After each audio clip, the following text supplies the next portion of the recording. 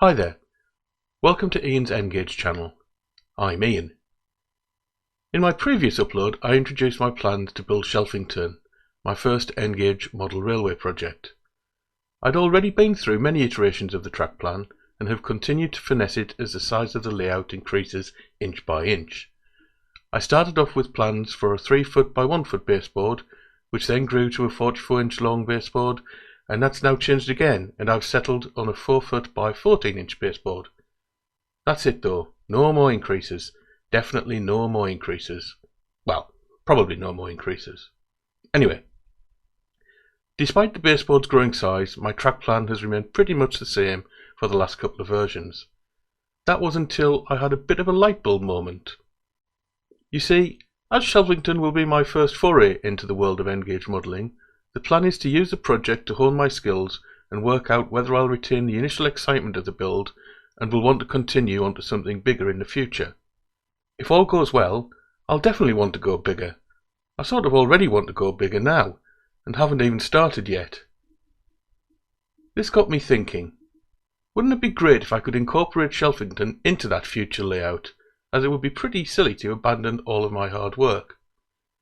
Now, as I don't have a bigger layout yet, you may think it would be an impossible task to even think about it, but that's not strictly true. Because of space constraints on where I could site a bigger layout, I know pretty much where I'd be able to place any baseboards and how big they can be. So, with that in mind, I put on my thinking cap and sketched out a few ideas in Rail Modeler Pro. Available space dictates that the largest baseboard I can have is about 9 feet by 30 inches, although there is space for various small add-ons to that.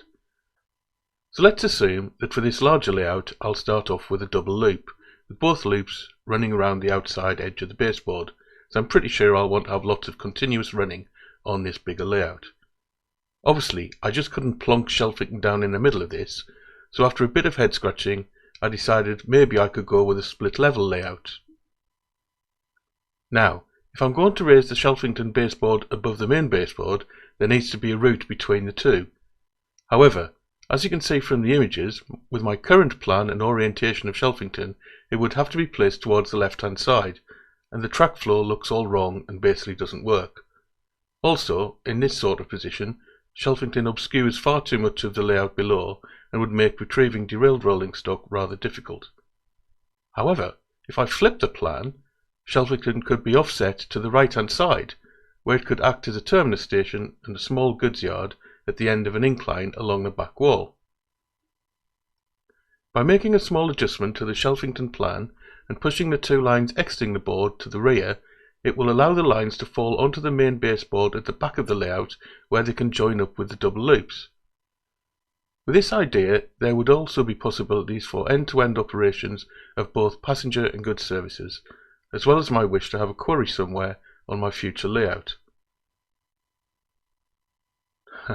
Back in the real world, I still want to get on with making Shelfington, the only problem being that because I've now flipped the track plan and have already bought the track for the other plan, all of my switches have been reversed. So that means another trip to the model shop, which, as you know, always proves expensive. Anyway, as I mentioned previously, I've now got enough wood to build the baseboard for Shelfington, so we'll be starting my miniature civil engineering project very soon. Okay, time for me to stop talking. If you've got any hints, tips, useful tools or techniques to pass on to a beginner in Engage modelling, or if you simply want to say hello, then please do so in the comment section. Anything and everything you've got to say will be much appreciated. In the meantime, thanks very much for watching. Hopefully I'll have another update sooner rather than later and with some progress on the actual build. Bye.